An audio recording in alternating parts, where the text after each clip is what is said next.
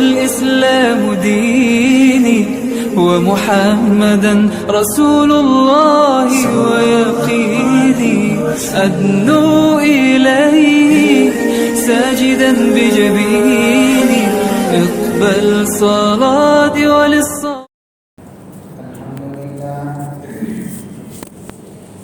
الحمد لله نحمده ونستعينه ونستغفره ونؤمن به ونتوكل عليه ونعوذ بالله من شرور أنفسنا ومن سيئات أعمالنا من يهده الله فلا مضل له ومن يضلله فلا هادي له ونشهد أن لا إله إلا الله وحده لا شريك له ونشهد أن سيدنا وسندنا ومولانا محمدا عبده ورسوله صلى الله تعالى عليه وعلى آله وأصحابه أجمعين.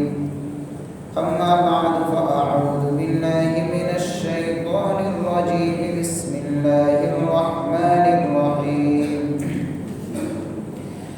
إذا جاء نصر الله والفتح ورأيت الناس يدخلون في دين الله أفواجا فسبح بحمد ربك واستغفر إنه كان توابا. صدق الله مولانا العظيم.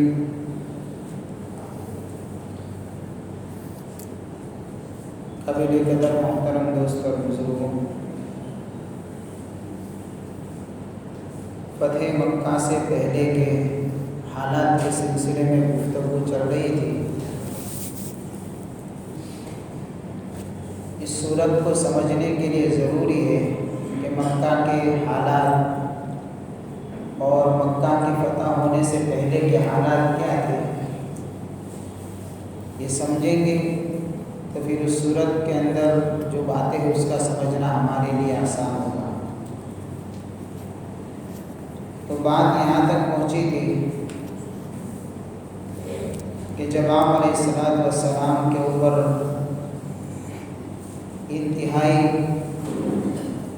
سنگین حالات جو مکہ کے تھے وہ سامنے آئے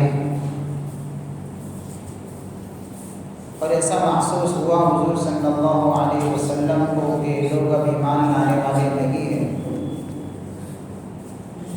لہذا حج کے موقع پر اطراف میں سے یا دیگر جگہوں سے آنے والے جو قبائل ہوتے تھے ان کو حضور صلی اللہ علیہ وسلم نے ایمان اور اسلام کے متعلق سمجھانا شروع کیا.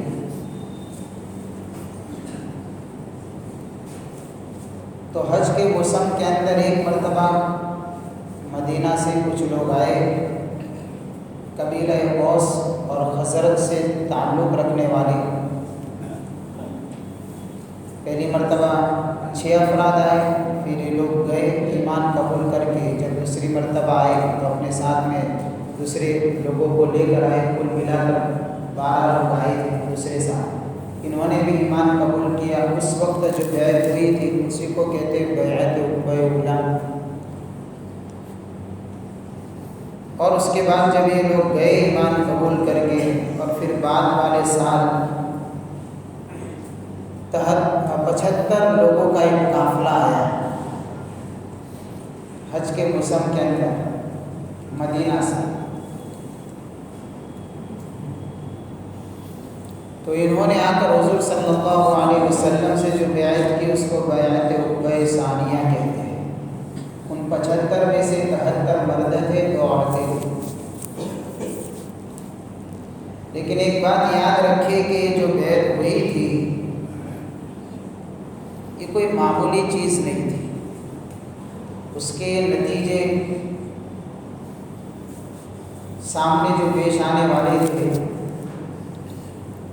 وہ اچھے بھی تھے اور مشکل بھی تھے.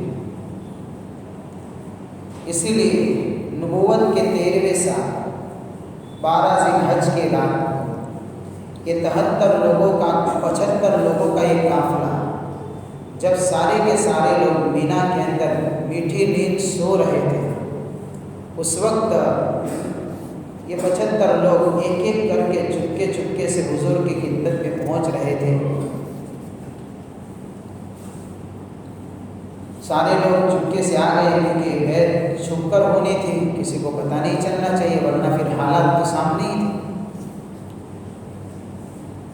جب سارے لوگ اس جگہ پر جمع ہو گئے تو حضور پاک صلی اللہ علیہ وسلم حضرت عباس رضی اللہ تعالیٰ عنہ کے ساتھ میں تشریف لائے۔ اس وقت حضرت عباس رضی اللہ تعالیٰ عنہ نے ایمان قبول نہیں کیا تھا، لیکن آپ اپنا یعنی حضور صلی اللہ علیہ وسلم چونکہ حضرت عباس کے بھتیجے تھے، حضرت عباس چچا لگتے تھے، ایک رشتہ خاندانی تھا اور ایک دلی محبت تھی، اس لیے ساتھ دیا کرتے تھے۔ تو جب بیعت ہو رہی تھی اس سے پہلے حضرت عباس رضی اللہ تعالیٰ عنہ نے ان 75 لوگوں کے سامنے مختصر تقریر کی تھی تاکہ سمجھے کہ اس بیعت کے نتیجے میں ہم کو آگے کیا کیا ہونا ہے، کیونکہ بڑے ذہین تھے، عقل مند تھے، ہوشیار تھے حضرت عباس رضی اللہ تعالیٰ، معاملات اور حالات کو سمجھنے والے تھے، دنیا کی اونچ نیچ کو دیکھے ہوئے تھے۔ تو مدینہ سے جو قافلہ آیا تھا بیعت ہونے سے پہلے، جو حضور صلی اللہ علیہ وسلم کے ساتھ میں رات کے وقت جب وہاں پہنچے ہیں تو بیٹھتے ہی پہلے حضرت عباس رضی اللہ تعالیٰ عنہ مدینہ والوں سے کہا کہ بھئی تم لوگ جانتے ہو خزرج کے لوگوں، حضور صلی اللہ علیہ وسلم جو ہمارے درمیان میں ہے مکہ کے اندر، چاہے قریش ان کے دشمن ہیں، حالات ہیں، لیکن پھر بھی ان کا ایک اسٹیٹس ہے، ایک مقام ہے، ایک عزت، اور تم جو حضور کے ہاتھ پر ہاتھ رکھ کر جو بیعت لے رہے ہو اس کے نتائج کو سمجھ کر کام کرنا، اس لیے کہ جس طریقے سے قریش حضور صلی اللہ علیہ وسلم اور مکہ کے دیگر قبیلے حضور کے دشمن ہیں، آپ لوگ جب بیعت لیں گے تو یہ سمجھو کہ ان ساروں کی دشمنی کے سامنے تم کو کھڑا ہونا ہے۔ ایسا نہ ہو کہ جب حالات آئے تو پھر آپ ہاتھ اٹھا لو اور اپنی برات ظاہر کر دو۔ اس لیے معاہدہ خطرے سے خالی نہیں ہے، آپ چاہو تو بیعت کر سکتے ہو، لیکن بات یاد رکھنا کہ آگے کافی جنگیں اور اس کے نتیجے میں ہجرت اور پتہ نہیں کیا کیا حالات سامنے آنے والے ہیں، یہ برداشت کرنے کی طاقت ہے تو بیعت کرو، ورنہ پھر حضور ہمارے پاس جو ہے وہ ٹھیک ہے۔ تو بڑے پکے عزائم لے کر آئے تھے لوگ مدینہ سے، تو ان لوگوں نے کہا کہ ٹھیک ہے بھئی ہم نے تو تمہاری تو بات سن لی، ہم کو حضور کی بات تو سننے دو۔ تو ان خزرج کے لوگوں نے حضور سے کہا کہ یا رسول اللہ آپ فرمائیے آپ کیا کہنا چاہتے ہیں۔ اللہ کے نبی صلی اللہ علیہ وسلم نے مختصر انداز میں تلاوت فرمائی قرآن کی، اور اس کے بعد ان کو توحید سمجھائی، اسلام سمجھایا، بتایا کہ ایک اللہ کی عبادت کرو، اس کے ساتھ کسی کو شریک نہ کرو، ہر حال میں میری اطاعت کرو، خوشی ہو، غمی ہو، بیماری ہو، تندرستی ہو، امیری ہو، غریبی ہو، جیسے بھی حالات آئے تم کو میرے ساتھ میں کھڑے رہنا ہے، میری اطاعت کرنی ہے، اور میں چاہتا ہوں کہ میرے ساتھ میں جو لوگ ہیں ان کو تم اپنی وہاں جگا دو، اور جس طریقے سے تم اپنے جان مال عزت آبرو اہل و عیال کی ہر چیز کی حفاظت کرتے ہو، اس طریقے سے تم گویا کہ ان کی جان مال عزت آبرو ہر ایک کی حفاظت کرنے والے بنو۔ تو انصار کے اس قبیلے کے یعنی کہ جو لوگ آئے تھے انہوں نے کہا یا رسول اللہ اگر ہم یہ کام کریں گے تو ہم کو کیا ملے گا؟ تو کہ تم کو جنت ملے گی اور ایسے نعمتیں ملے گی جن نعمتوں پر کبھی سوال نہیں آئے گا، یعنی ہمیشہ کی نعمتیں تم کو ملنے والی ہیں۔ تو انہوں نے پکے عزائم کے ساتھ میں آئے تھے، انہوں نے کہا یا رسول اللہ ہاتھ بڑھائیے تیار ہے۔ اتنے میں حضرت سعد بن عبادہ رضی اللہ تعالیٰ عنہ کھڑے ہو جاتے ہیں اور انہوں نے بیعت کی سنگینی اور اس کی جو نزاکت تھی اور آئندہ آنے والے جو حالات تھے ان سے واقف کیا اور ان سے کہا ان آنے والوں سے 75 کے قافلے سے کہ تمہیں جو بیعت کر رہے ہیں بیعت نہیں ہے، جنگ ہو رہی ہے اور اس کی ابتدا ہو رہی ہے، یاد رکھنا جب مشقتوں اور مصیبتوں کا سیلاب آئے کہیں ایسا نہ ہو کہ تم اس کے سامنے کمزور پڑ جاؤ اور اپنے ہاتھ کو اٹھا لو۔ نبی سے بیعت کرنے کا مطلب یہ ہے کہ آئندہ بڑے بڑے بھیانک حالات آنے والے ہیں، بڑی بڑی جنگیں ہونے والی ہیں، جیسے بھی حالات آ جائے اگر تم اپنی جان مال عزت آبرو کی قربانی دے کر اس بیعت کو بچا سکتے ہو تو بیعت کرو، تمہارے لیے دنیا اور آخرت میں کامیابی ہے۔ اور اگر یہ ہمت نہیں ہے تو پھر تم اپنے حال پر ٹھیک ہو، تم چلے۔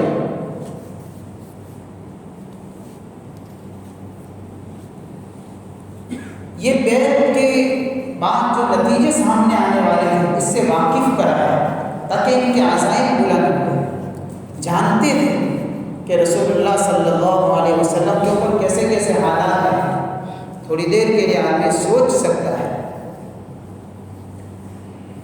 ایسی خطرناک سازشیں، ایسی بڑی بڑی خیانتیں اور ایسے خطرناک حالات، لیکن ان حالات نے نہ نبی کو اور نہ نبی کے ساتھ میں رہنے والے صحابہ کو نہ جھکایا ہے، نہ ہرایا ہے، نہ کمزور کیا ہے، نہ بے بس کیا ہے، حالات کا مقابلہ کیا ہے۔ آخر وہ کون سی طاقت تھی؟ وہ بھی تو بنی آدم ہی تو تھے، آدم کے اولاد ہی تو تھے، وہ بھی تو انسان تھے، کوئی الگ مخلوق تو نہیں تھے کہ ان کو ان حالات کا کوئی علم ہی نہ ہو یا ان کے اوپر کوئی اثر ہی نہ ہوتا ہو، ایسا تو نہیں تھا، وہ بھی تو انسان تھے۔ لیکن اتنے بڑے بڑے حالات کے سامنے آنے کے باوجود نہ جھکتے ہیں، نہ ڈرتے ہیں، نہ سہمے ہیں، نہ ہمت ہاری ہے، نہ اپنے عزائم کو توڑا ہے، نہ اپنے مقصد کو بھولا ہے۔ وہ کیا چیز ہے کہ جس نے ہر ایک وقت ہر حال میں ان کو نبی کے ساتھ میں کھڑے رہنے پر، اور صرف کھڑے رہنے پر نہیں بلکہ نبی کے لیے اپنی جان مال عزت آبرو کی قربانی دینے کے اوپر ان کو مجبور کیا ہے؟ وہ کون سی چیز تھی؟ وہ ان کے اندر کا ایمان تھا۔ نہ قرآن کہتا ہے کہ سازشیں اگر ان کی سمجھنی ہو تو قرآن نے ایک ہی آیت کے اندر ان کی سازش کی سنگینی کو بیان کر دیا ہے، ان کے خیانتوں کو بیان کیا ہے۔ وَقَدْ مَكَرُوا مَكْرَهُمْ وَعِندَ اللَّهِ مَكْرُهُمْ وَإِنْ كَانَ مَكْرُهُمْ لِتَزُولَ مِنْهُ الْجِبَالُ۔ انہوں نے تدبیریں کی تھی، سازشیں کی تھی، منصوبے بنائے تھے، اور یہ سارے منصوبے اللہ کے سامنے ہو رہے تھے۔ بلکہ قرآن آگے کہتا ہے یقیناً ان کی سازشیں اور ان کے منصوبے تو اتنے خطرناک اور بھیانک تھے کہ اگر یہ پہاڑ پر اثر پڑ جائے تو پہاڑ بھی اپنی جگہ پر سکتے ہیں۔ ایسے بڑی بڑی خیانتیں، ایسے بڑے بڑے حالات، لیکن نہ جھکے ہیں، نہ دبے ہیں، نہ سہمے ہیں، نہ ہارے ہیں۔ اور اللہ کا قانون ہے، اللہ کی یہ سنت نہیں ہے، جب ایمان والے حالات میں ڈرتے ہیں، مصیبتوں کے آنے پر صبر کرتے ہیں اور اپنے ایمانی دامن کو ہاتھ سے جانے نہیں دیتے، مضبوطی سے تھامتے ہیں، تو پھر اللہ کی طرف سے مدد کے دروازے کھلتے ہیں۔ کیونکہ ایک نظام اللہ کی طرف سے چلتا ہے، ایک نظام کفر کی طرف سے چلتا ہے، باطل کی طرف سے چلتا ہے، لیکن غالب ہمیشہ اللہ کا نظام آتا ہے، ہمیشہ غالب۔ اور اللہ کے نظام کا ایک طریقہ ہے کہ اللہ کی مدد عام طور پر بندوں پر اس وقت آتی ہے جب باطل اپنے ظلم اور ستم کے سارے حدوں کو پار کر دیتا ہے، اپنی ایڑی چوٹی کا زور لگا دیتا ہے، اس کے بس میں اتنا باطل کر گزرتا ہے، آخری انتہا کو وہ ظلم پہنچ جاتا ہے، اور ایمان والوں کی زبان سے پھر نکلتا ہے متى نصر اللہ، تو پھر اللہ کی طرف سے ندا آتی ہے الا ان نصر اللہ قریب، کب اللہ کی مدد آئے گی؟ قرآن کہتا ہے اب سنو کان کھول کر، یہی وہ وقت ہے جب اللہ کی مدد قریب ہوتی ہے۔ جب باطل اتنی بلندی پر پہنچتا ہے، اتنے عروج پر پہنچتا ہے، تو پھر اللہ کی طرف سے مدد کے دروازے کھلتے ہیں۔ یہ نظام ہے اللہ کا۔ ایسا نہیں کہ ہم چاہیں گے بھائی بس ایک دو دن بس کچھ نیک عمل کر دیے تو ہم انتظار میں رہتے ہیں کہ ہو جائے کام۔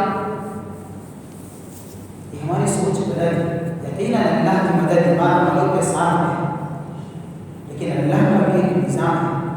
ہم اللہ کی مدد کو دیکھنا چاہتے ہیں اپنی مرضی سے، اور اللہ کی مدد اترتی ہے خدا اپنے منصوبوں کے مطابق اتارتا ہے۔ تو یہ حالات تھے، یہ ساری نزاکتیں تھیں، یہ ساری ان کے خفیہ سازشیں تھیں۔ اس وقت ان 75 کا قافلہ جو آیا تھا، انہوں نے حضور سے دعوت دے دی کہ آپ ہمارے یہاں تشریف لے جائیں، یعنی کہ لے آئیے، ہم سے جو عہد لیا گیا ہے اسی طریقے سے ہم ہمارے جیسے جان مال عزت آبرو کی حفاظت کرتے ہیں، آپ کے اور آپ کے صحابہ کی حفاظت کریں گے۔ لہٰذا اس کے بعد نبوت کے 13ویں سال حضور صلی اللہ علیہ وسلم نے یہاں سے صحابہ کو اجازت دی، اور وہاں مدینہ کے اندر ایمانی ہوائے اور بہانے چلنے لگے۔ جو یہاں سے ایمان قبول کر کے جانے والا جو 75 کا قافلہ تھا، اس کی محنت ایسے ہوئی اور ایسی تن توڑ محنت کی، لوگوں کو ایمان سمجھانے میں حضرت مصعب بن عمیر رضی اللہ تعالیٰ کو بھیجا، گھر گھر کے اندر ایمانی چرچے، فرد فرد کے اوپر ایمان کے چرچے آ رہے، ہر گھر کے اندر سارے کے سارے لوگ، ایک نظام یعنی انقلاب نظر آ رہا ہے، ایک چینجز نظر آ رہا ہے۔ کیسا انقلاب؟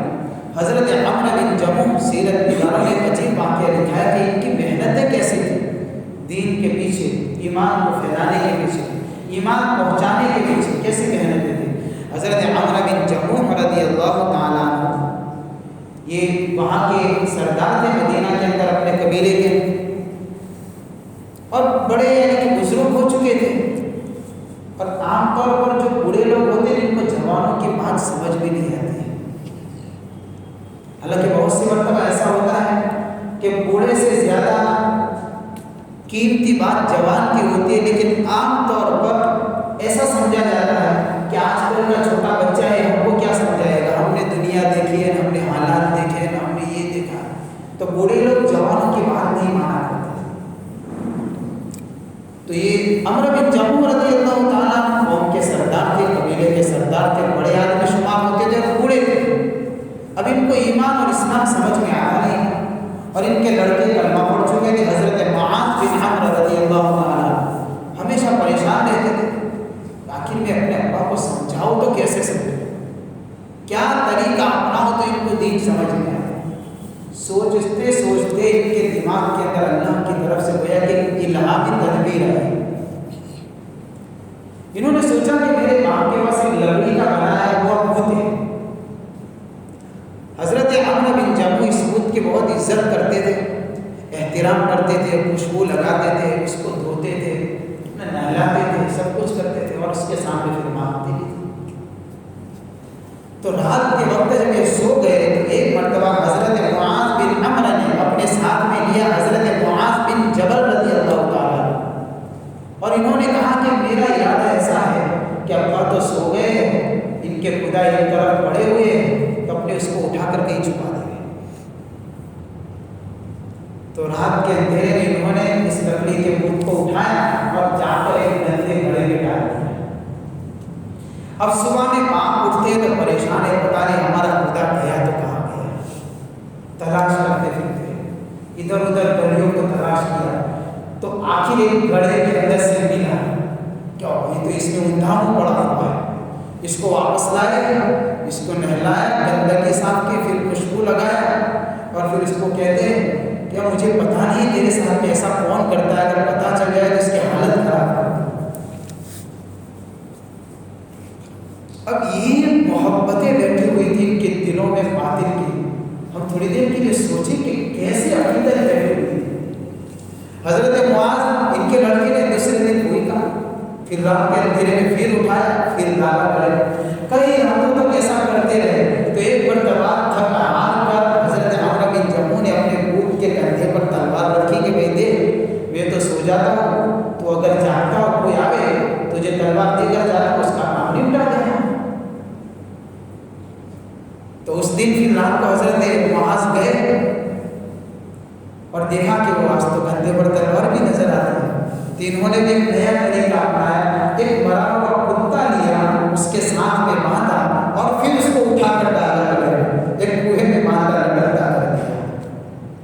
جب صبح کے اندر دیکھا, تلاش کرتے کرتے دیکھا کہ یہ خود بھی لٹکتا ہے, تلوار بھی لٹک رہی ہے, اور مصیبت یہ کہ مرا ہوا کتا لٹک رہا ہے ساتھ بدبودار.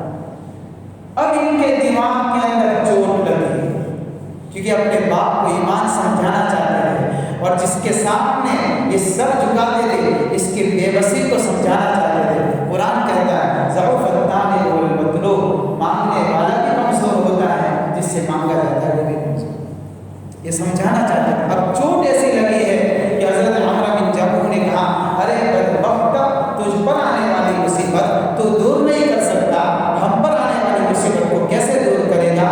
یوں کہہ کر نبی کے یعنی کہ وہ آتے ہیں اور ایمان قبول کرتے ہیں. یہ صحابہ کی محنت کا نتیجہ کہ اس طریقے سے ایمانی بہاریں, ایمانی ہوائیں مدینہ میں چلنے لگی تھی.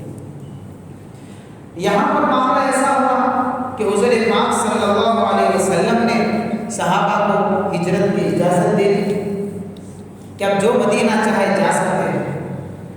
لیکن ہجرت کا سفر بڑا کٹھن اور مشکل سفر تھا. ایسا نہیں تھا کہ بھائی چلو کفار مکہ نے سوچ لیا کہ بھائی جاتے ہیں تو جانے دو, وہ جانے نہیں. اس میں بھی ان کو چین نہیں تھا, اس لیے کہ ہجرت کر کے جانا ان کے لیے گویا کہ شرف اور عار کی بات تھی کہ یہاں سے لوگ بچ کر بھاگ کیسے رہے. کفار مکہ نے پھر کوشش کی کہ جو لوگ ہجرت کر کے جا رہے ہیں ان کے راستوں کو روکے, جانے نہ دیں. اس میں بھی کافی یعنی کہ ایمان والوں کو قید کیا گیا, کمزوروں کو پکڑا گیا, ان کو قیدی بنایا گیا اور ظلم و ستم اس میں بھی کیا گیا. حضرت ام سلمہ رضی اللہ تعالیٰ عنہ فرماتی اپنے ہجرت کی داستان بڑی دردناک انداز میں بیان فرمائی کہ صحابہ نے جب ہجرتیں کی ہے تو کیا کیا تکلیفیں کی ہیں. میں صرف یہ واقعہ سنا دو, اس سے اندازہ آئے گا کہ ہجرت کا مطلب اتنا ہی نہیں تھا کہ وطن چھوڑ کر چلے گا تم کو کوئی کچھ نہیں کہے گا, نہیں, بلکہ بہت کچھ سہنا باقی تھا. قربانی کی داستان بڑی لمبی ہے. حضرت ام سلمہ رضی اللہ تعالیٰ عنہ جب بعد میں جا کر ام المؤمنین کے یعنی کہ سمجھو کہ ایک طرح کی شرافت سے اللہ نے نوازا ہے. حضور پاک صلی اللہ علیہ وسلم نے بعد میں حضرت ام سلمہ رضی اللہ تعالیٰ عنہ سے نکاح کیا. تو اس وقت ام سلمہ رضی اللہ تعالیٰ عنہ کے شوہر ابو سلمہ یہ بھی ہجرت کے ارادے سے نکلے. ام سلمہ فرماتی ہے سواری تیار ہو گئی, سامان سواری پر رکھ دیا گیا, بلکہ ہم سواری پر بیٹھ گئے اور میرے ابا امی یعنی کہ ہمارے گھر والوں کو پتہ چل گیا. حضرت ام سلمہ کے گھر والوں, ان کے ابا امی اور ان کے خاندان والوں کو پتہ چلا. یہ دوڑے ہوئے آئے, مجھے سواری پر سے اتار کر کہہ دیا حضرت ابو سلمہ سے تجھے جہاں جانا ہو جا, میں اپنی بیٹی کو ہم نہیں بھیجیں. اتنا ہوا, اتنے میں ابو سلمہ رضی اللہ تعالیٰ عنہ کے خاندان والوں یعنی ام سلمہ کے سسرال والوں کو پتہ چلا ان کے ساتھ میں حضرت سلمہ رضی اللہ تعالیٰ عنہ کے چھوٹے بچے تھے. تو یہ آئے ابو سلمہ کے گھر والے کہ بھائی تم اپنی بیٹی کو لے جانا چاہو تو لے جاؤ, لیکن یہ بچہ ہمارا ہے, ہم کو دے دو. اب تھوڑی دیر کے لیے تصور کریں, باپ ایک طرف, ماں ایک طرف, ایک چھوٹا بچہ ایک طرف ہے. جس عمر میں اس کو ماں کی ممتا کی ضرورت ہوتی ہے, اپنی ساری کائنات ماں باپ کو سمجھتا ہے وہ بچہ, وہ اس کا مقصود ہوتا ہے, وہی اس کا منظور نظر ہوتے ہیں, یہی لوگ سب کچھ وہی ہوتے ہیں. اور ایک بیوی حالات کے اندر اپنے شوہر کا سہارا چاہتی ہے اور ایک شوہر حالات کے اندر اپنی بیوی کا سہارا چاہتا ہے. ایسے حالات میں ایسی داستان ہوئی ہو, ام سلمہ کہیں اور ہو, بچہ کہیں اور ہو, ام سلمہ کہیں اور ہو. اتنا ہی نہیں بلکہ یہ مشکل اس طریقے سے ان کے دل پر اثر کر گئی کہ حضرت ام سلمہ رضی اللہ تعالیٰ عنہ فرماتی ہے کہ جس جگہ سے ہم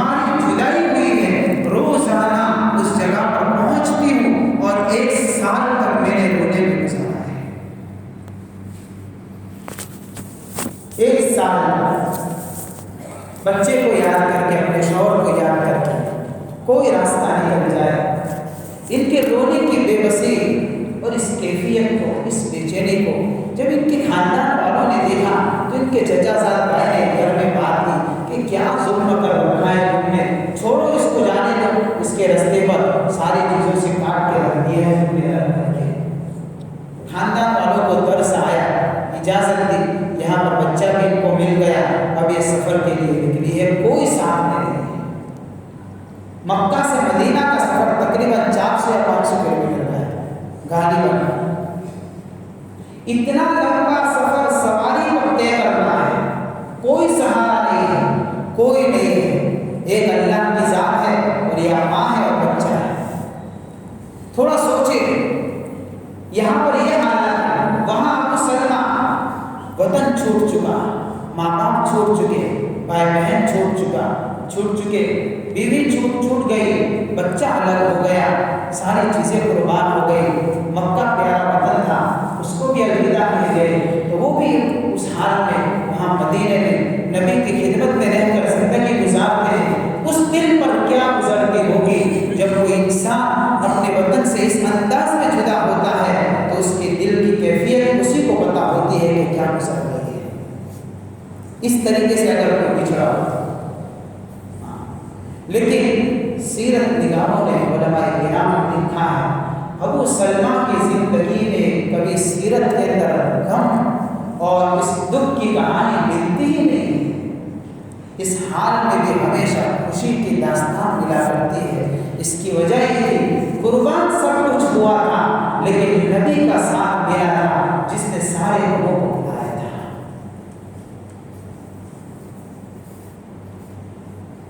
اس طریقے سے صحابہ نے ہجرتیں کی ہے اور اس طریقے سے تکلیفیں اٹھا کر مکہ سے مدینہ۔